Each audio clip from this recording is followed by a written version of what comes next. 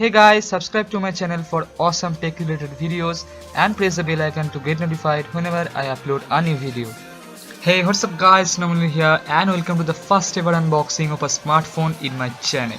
So without further delay, let's get into the video.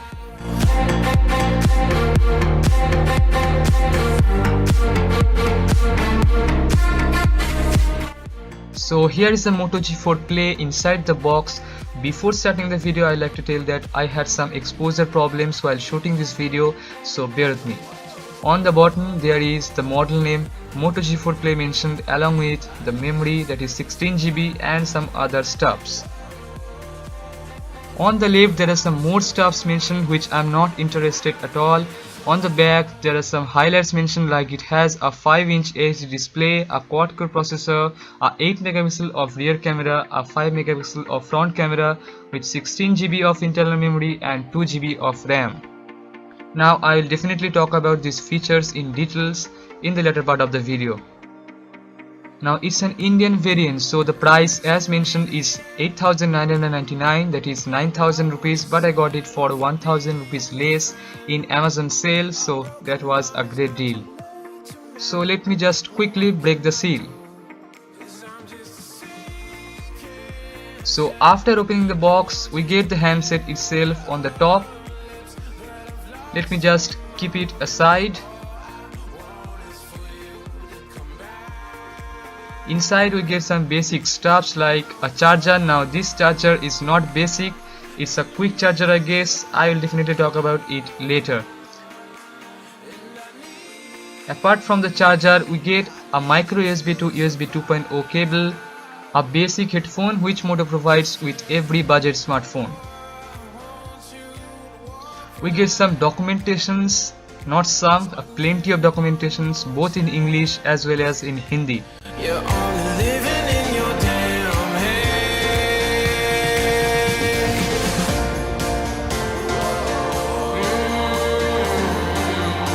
Finally, we get a 2800 mAh battery, so the battery is user removable. Without you by my side, I can't survive. So let me just keep everything aside and talk about the charger first.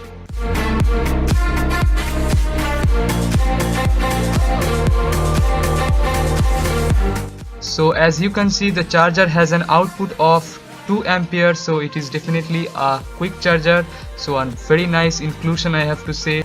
Smartphones in this price range don't come with quick charging, but Moto is providing quick charging in this case and also a quick charger, so a rare case here. Finally, here is the Moto G4 Play. Let me just peel off the screen guard.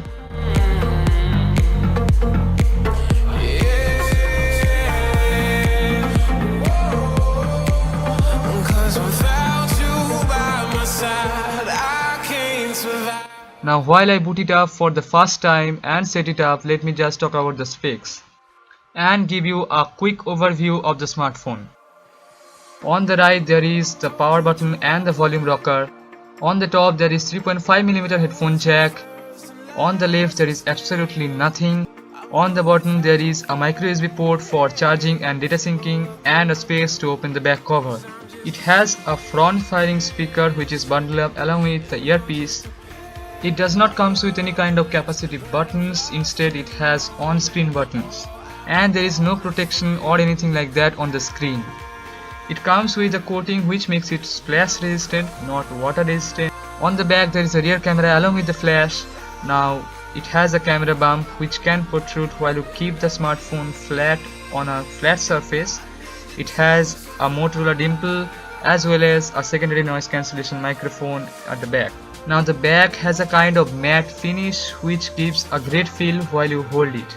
It supports dual SIM, a micro SIM on the first slot and a nano SIM on the second slot, and both the SIM supports 4G. Now the good thing is that it does not come with a hybrid SIM card slot, it has a dedicated micro SD card slot, so a great thing to see here.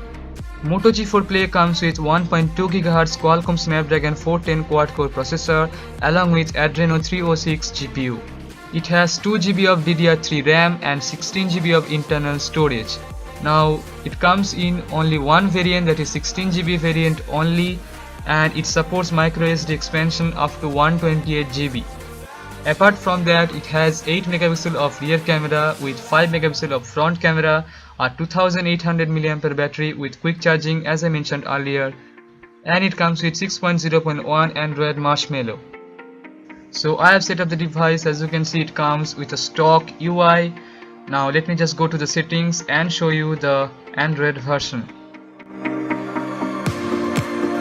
this can be the end. As you can see, it comes with Android 6.0.1 Android Marshmallow.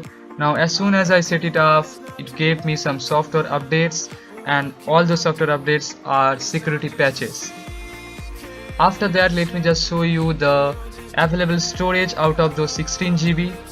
So it has almost 11 GB of free space. Also it supports USB OTG. Let me just go to the CPU Z application and show you the sensors available. As you can see, it comes with 3-axis accelerometer, ambient light sensor, proximity sensor and some other sensors, but Motorola has trimmed off gyroscope and compass. Let me now show you the camera interface. It comes with a basic camera interface. Like when you swipe from the left, it gives you options to switch off the shutter sound, to change the storage location, to change the photo size and the video quality. So all basic settings here. Now both the cameras, front and rear, supports Full HD recording in 30 fps but does not have any image stabilization. Now while clicking pictures through the rear camera, you have to keep in mind that if you are willing to click pictures in 16:9 ratio, you have to click it in 6 megapixel, and if you are willing to click it in 8 megapixel, your ratio will be trimmed off to 4:3.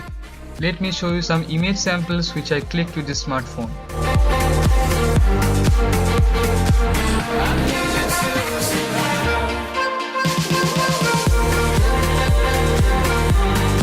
The front camera has image beautification for clicking selfies and also has an interesting feature called screen flash, in which the screen literally flashes and works as a flash to some extent. And also both the cameras have image HDR mode. When you talk about the gestures, Moto is known for their interesting gestures like double chop to open the flash, double twist to open the camera, but none of these features are included in this Moto G4 Play. The only gesture which is included with the Moto G4 Play is the daydream gesture, in which if you pick up the smartphone from idle state, it will show you a glance of time and notifications automatically.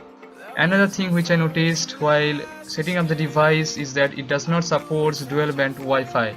Now overall it's a very solid device. I feel in my first look it has some cons which I noticed already, like lack of sensors, lack of gestures, but considering the price point, it can be a great budget smartphone. I'll be using the device for a couple of weeks or so and will be posting the review soon in the channel. So why don't you subscribe and keep the notifications on. So thank you for watching, signing off.